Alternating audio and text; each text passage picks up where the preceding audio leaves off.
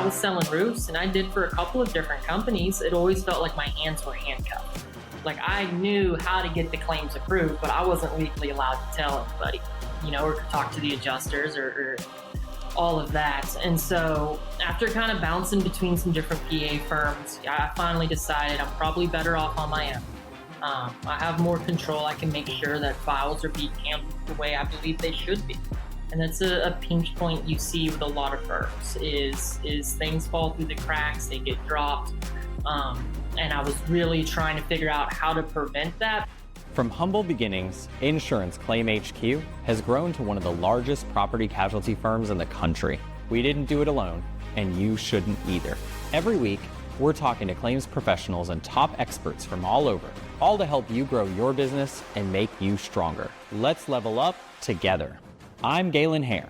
Welcome to the Level Up Claims Podcast.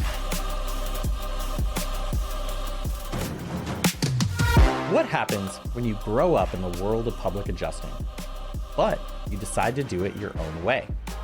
Today, I'm talking with Ware, a second-generation adjuster who didn't just follow in his family's footsteps, he built his own path. We'll dig into the risks he took, the roadblocks he hit, and how he's shaking up the industry as a young entrepreneur. If you think public adjusting hasn't changed, think again. Let's go. Asher, thank you so much for joining us. Galen, it's great to be here, man. So much I want to get into, and I don't think we're going to do your background like we normally would because you're so different than everyone we talk to. So normally we start with like the how'd you get into adjusting? How'd you get into the industry? I mean, the reality is like you grew up in it. I mean, completely grew up in it. So tell us what it was like growing up in like a storm restoration household. It was interesting, I did a lot of my school on the road and in different states chasing hurricanes. I was able to work a lot of the storm restoration industry into my curriculum. And so it kind of became a weird mesh of some normal school stuff mixed in with, my logic and reasoning and debate came from the insurance side of it, math and other things over here. But no, I was, I've been around this literally my entire life. I was 10 years old up there on the roofing crews working with them. Probably more in the way than I was helpful then. But yeah, so kind of growing up around it, it became a second nature. It felt like it was in my blood.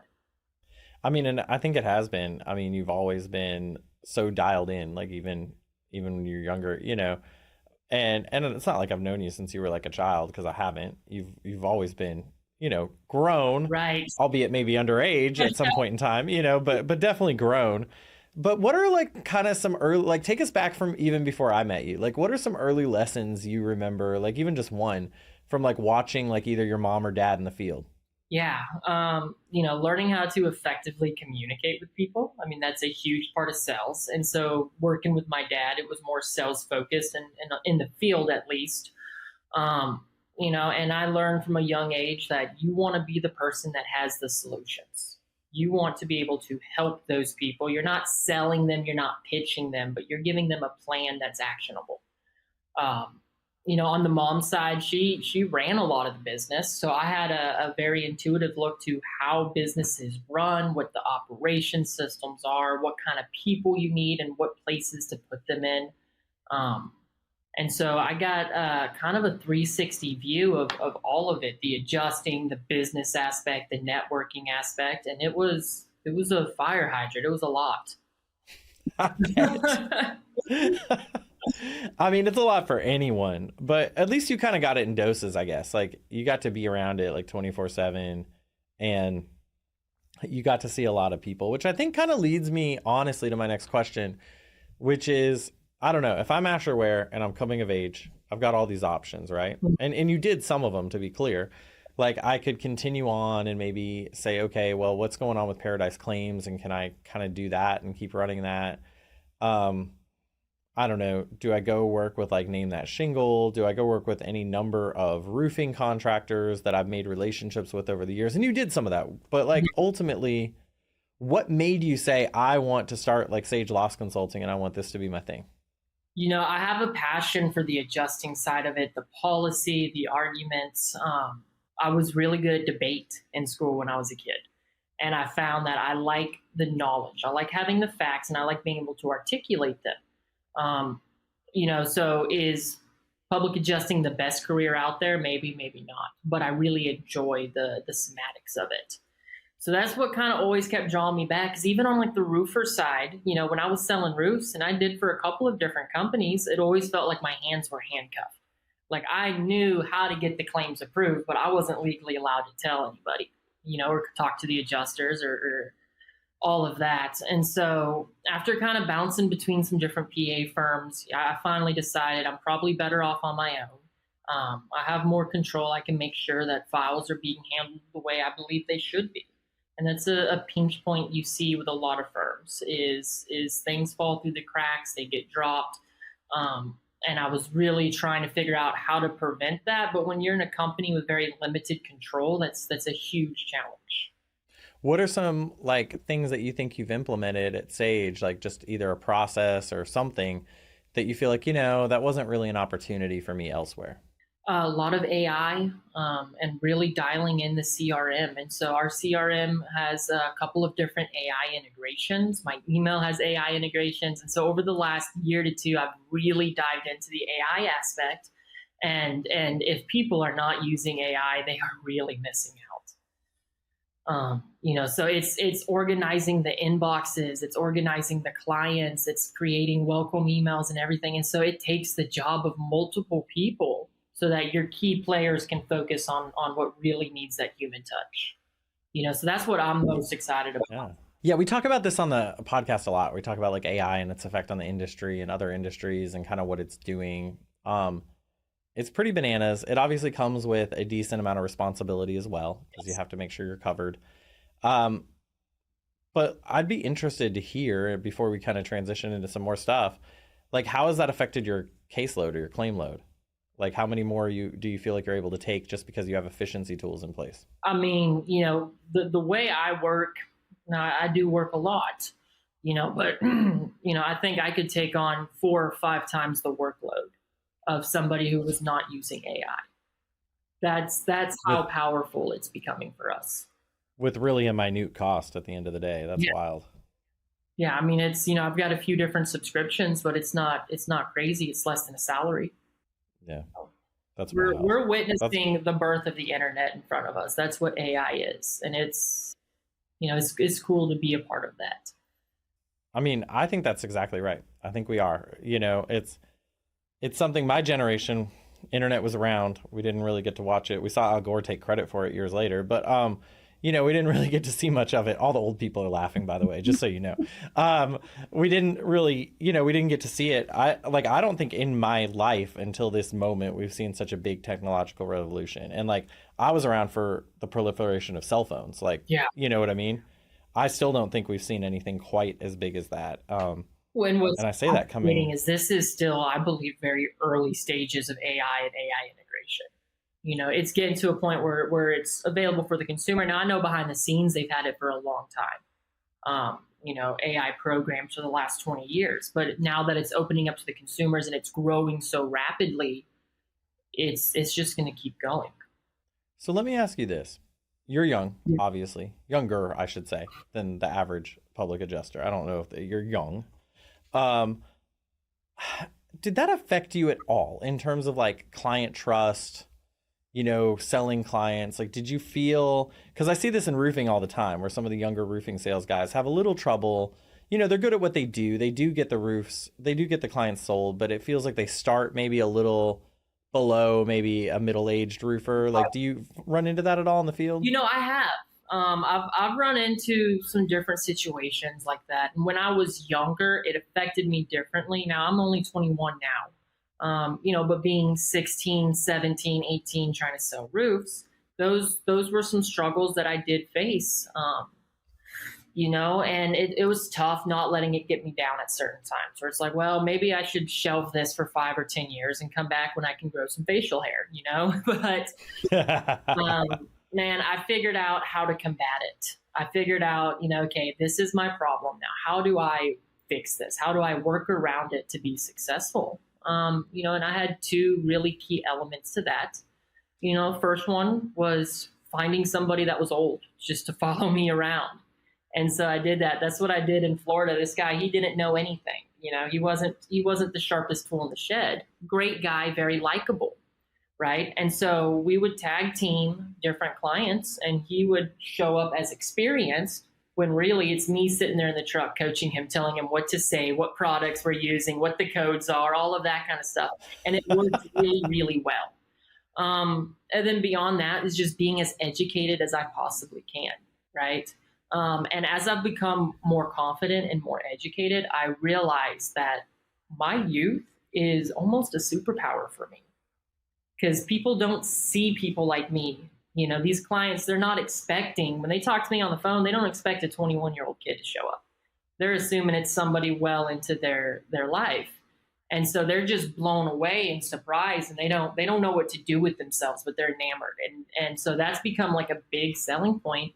Here's another thing that I don't know if a lot of young people understand this, that I've started to recognize myself, is because of being younger, because of the drive that these young guys have, people want to invest in them.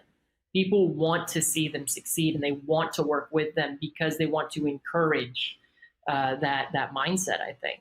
And so I've ran into a lot of that over the last year to 2 years as well. I think that's right. I didn't think about it till you said it, but no one in this industry wants to see a young person fail. No. Even ones that go out and compete directly. Like, I still don't want to see a young lawyer in the industry fail, even if they're competing with me directly for business. I want to see them survive. Right. I want to see them succeed. And as a result, even if they're directly competing with me, they can call me and I'll talk to them all day about whatever they need. So have there been any people that kind of stood out to you as like really good resources in the industry? Yeah. So I worked with Chelsea for a while, Chelsea Falver. And she was huge on the appraisal side, because I didn't really know what appraisal was before I got involved with her. She was able to introduce me to a bunch of different connections that I've since made in the appraisal industry, which has allowed me to go out on my own.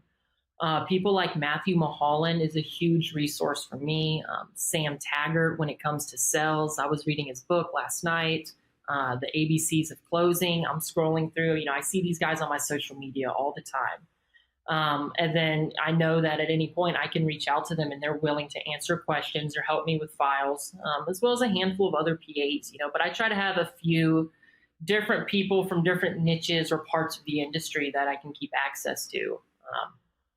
And of course, we all find ways to collaborate and work together as well. Yeah, I mean, you've got to have a network, and you know that better than anyone. I mean, you've been networking since you basically could, Right. Probably since before you could, I suspect.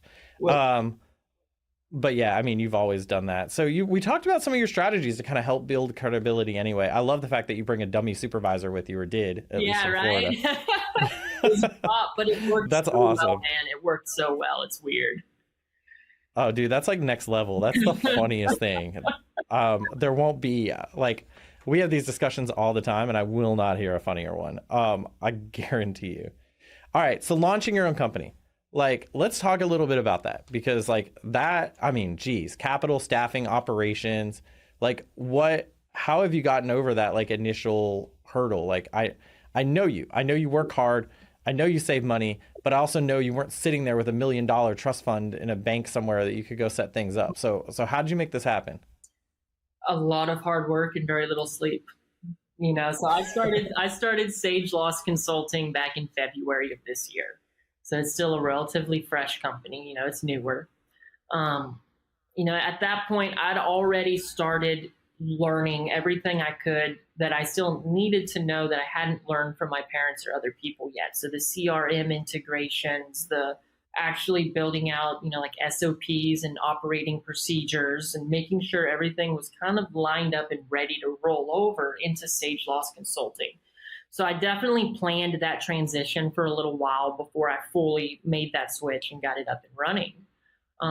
But it's you have to have your nose to the grindstone. You're learning 24/7, especially if you're a young entrepreneur or a new entrepreneur. It's your first business, or you may not have a lot of experience around it. And I come from a background where I was raised around businesses. So I came into this thinking this is easy. Like I've seen so many other people do it. I know I can do it. And I'm right in the fact that I can do it, but it was not easy and it has not been easy, And so I think the key to that is you have to find your vision and you have to really believe in it to the point to where, that's your primary focus. Yeah, that feeling of being like constantly tired, never feeling like you fully slept a whole night. Yep. That's never going to leave, my man, ever. You're stuck with it as long as you're a business owner. No, I'm joking. I mean, here's the thing. You're already successful and you're going to continue to be successful. So that will also allow you to do things like take time off, spend it with your family, right, go on really cool vacations. And if anything, at that point, you'll just be tired because you want to be, because you don't want to miss out on those things. But yeah, during the work week, that feeling will stick around. And eventually you'll build out a team that will handle so many things for you. Right. Let's talk about social media. Okay. So I've always considered your parents to be very active on social media. I don't think anyone that's sane can deny that. You have a slightly different approach, I feel like, to social media, but you still kind of have, I would call it like the Ware desire to market and push on social media. So what's your social media approach? Yeah.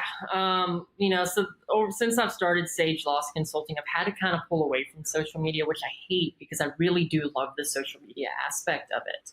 But I think the two biggest things when it comes to social media is it's not that hard. It can be, but it's consistency. You have to post something, anything. Even if you don't love the post, you still have to post it to keep that engagement up. And then be authentic. Be yourself. Do what you enjoy doing and post about it on social media. If you like spending time with your family, put that on social media. If you like boats and fishing, put that on social media too. It doesn't have to be just one thing or have to be just work related. And that's a big downfall that I see with a lot of larger companies in our space that have social media is there's not really a great brand connection. You're posting pictures of your roofs, you're posting pictures of your trade shows and your booths and stuff. But people, they want to fish with you. They want to go and smoke a cigar with you. They want to get on your boat. Things like that builds real connection. Roofs are cool. We all like roofs, but I like boats a lot better.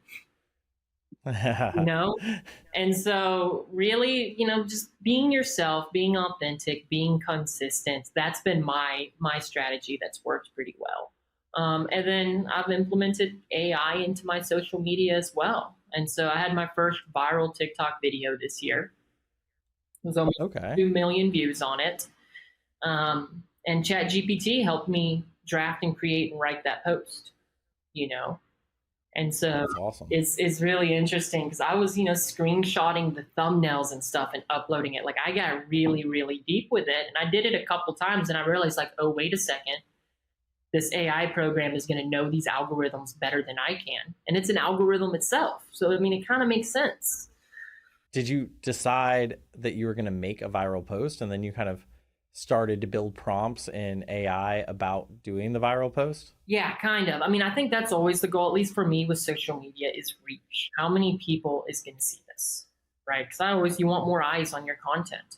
And so I was very reach focused when I was chatting with the AI, trying to figure out, okay, what little tips and tricks, how do I need to cut the video? What audio should I use? Where should I put the text? What color should the text be? All of these different things. And it'll dive deep and it'll explain the psychology behind the different color schemes and things like that as well. All these little subconscious cues that are pulling your audience in. So it can take what I already know and then just expand upon it 10 times. It's wild. That's wild. Yeah, again, we won't keep dwelling on AI, but it's just absolutely bananas. All right, we don't have a ton of time left, so let's talk about the future. Yeah. Let's talk about a couple of things. Let's talk about the future of you and the future of the industry. Which one do you want to do first? Let's do the industry. I like talking about the industry. It's a fun one for me. Okay. So, all right, next 5 to 10 years, I think you'll still be in your prime. Yeah, I'm sure. Where do you think the industry's headed? There's a few big things happening. I do think the industry is continuously moving towards like managed repair programs with the insurance companies. We're going to start, we already see that written into policies. We see certain carriers trying to enact those already. I know behind the scenes, there's different individuals talking and, working on putting together programs, and you hear rumors and rumors and stuff. And so I really do believe we're moving to a place where a lot of these roofing leads and jobs are probably going to come from the insurance company, not from the homeowner, not from your lead gens. Um, so that's a big thing to be mindful of. I think that really opens up the retail market, and gives a lot of these contractors an opportunity to tap into a little bit of a different side of the roofing and restoration, which you see a lot of these guys are. What that means for insurance and public adjusters, I don't really know. It's hard to get rid of public adjusters, especially in Texas, because it's kind of a carve out of the law industry. And so, I think that's why they say it's not allowed in like Arkansas, because they call it practicing law. So I feel like that might offer us a little more protection, but I don't know. If you have the carrier agree to pay for a roof and a roofer to do it, and then obviously on those types of claims, you're probably not going to need a PA anymore. So I think it's going to force a lot of people who want to still work the insurance side. They're going to have to step up their game. They're going to have to move into more complex losses, interior losses, fires, floods, which is what I've been doing myself. And so kind of segueing into the future of Sage Loss, I started really going after fire claims this year, and I haven't been as loud or public about it on social media, but I have another one that I'm going to look at tomorrow where it's a total loss. It's a different ball game, but I think if you want to really keep up and make a name for yourself, or make a good business within this industry, you're going to have to get away from the roofs. That's not what it used to be. I could not agree more about that. I don't know what the obsession in the industry with it is with like posting a video of every loss you go to. I guess the theory is like, oh, then you see that I'm busy and I'm working and that makes me desirable, so therefore you will send me work. Like that might be it. And that's fine. Like it's like you do you, but good for you with fires and complexity. I agree. I think managed repair is here. It's not just coming, it's here. Yeah. But I do think at least in the interim, it's going to be relatively limited to like a lot of roofing claims and maybe some siding and maybe some exterior. Yeah. But a fire claim, there's not a lot of contractors that want that liability. Well, not only that, but they don't have the infrastructure to handle those types of claims yet, I don't think. The carriers. I mean, maybe they do, but I think ServPro is one of their preferred contractors, and I've seen the work ServPro does. I don't know what you mean, sir. No, I feel you though. And I think that's exactly right, which is, so for instance, very few contractors are going to take those managed repair prices and take on the liability of messing up a fire job. And similarly, the thing that hasn't been fully tested yet in other states that are just now starting to adopt managed repairs, let's say, we use Louisiana as an example where we don't have it. Let's say we get it and we have a complex fire loss and this contractor comes out and does the work. They're being instructed and they're being told what to do by the carrier, and now things go south. Like that claim may be way worse against the carrier. Yeah, I was gonna say that liability falls back on the carrier, doesn't it? Ultimately. That would be my theory. I mean, we'll see what the courts ultimately say if and when things get there. But yeah, my theory would be the carrier has some serious liability. Now it's going from just did they pay enough, which is a comfortable place to be if you potentially owe someone money, if that's all you're looking at, to my child got sick and now they've got hospital bills and now I've got mental anguish and, not ideal, not where a carrier ideally wants to be. All right. Last question before our final question, I suppose. Penultimate question. Sage Loss Consulting, obviously growing, not necessarily at exactly the size or shape you want it to be. So close your eyes, think about where it's going to be. What does Sage's culture look like? I'm still working on the culture aspect, I'll be honest. The ideal culture that I'm going for is I want the people that's working with me to be able to work how they want to work. To have some flexibility and some freedom. Now, there's certain guidelines that have to be followed, and certain procedures that we have to stick to. But, if you don't want to be in an office all day building estimates, I don't want you in an office all day building estimates. I think if your team is tight and close-knit and they are really happy, you're going to be very successful. And that's something that I've witnessed in other companies here. and really started paying attention to how they're choosing those people and how those teams are working so well together. So that's one thing I noticed working with different companies was high turnover, and that's terrible for a business. So how do you keep, that high turnover from happening? And I think that's, first of all, finding good quality people to work with, and then, having a healthy business relationship with them, and keeping them, fed and keeping them happy, and build a real relationship and loyalty with those people. So that's the culture that I'm striving for. Over the next couple of years, I do want to build up a team, but I'm not trying to be the largest PA firm in the country or the world. That's not my goal with the public adjusting. I have big aspirations, but public adjusting, I think, as an owner of that firm, it's going to make more sense to keep a good quality team with quality jobs over quantity. I could not agree more. All right, Asher, before you go, one last question. The ultimate question. Okay. What does it mean to you to level up? What does it mean to me to level up? I think if you want to level up, it means discipline. It means you have to get your head right, and you have to focus, and you have to put in the time and effort for whatever it is that you're after. Whether, it's your dreams, your business, you want to level up, you have to kill off the old part of yourself that wants to go and have fun and do everything else.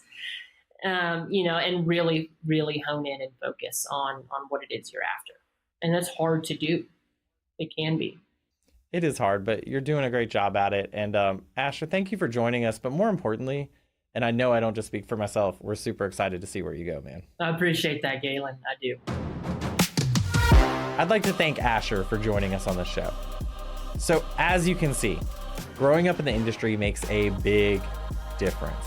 Asher's talking about things as a business owner that most of us don't start talking about 5, 6, 7, 8 years down the road. But with that said, he struggles with the exact same things we all struggle with. Getting a good culture, having the right setup, having the right process, and doing the best by your clients possible. Follow us on Apple, Spotify, or your favorite podcast player.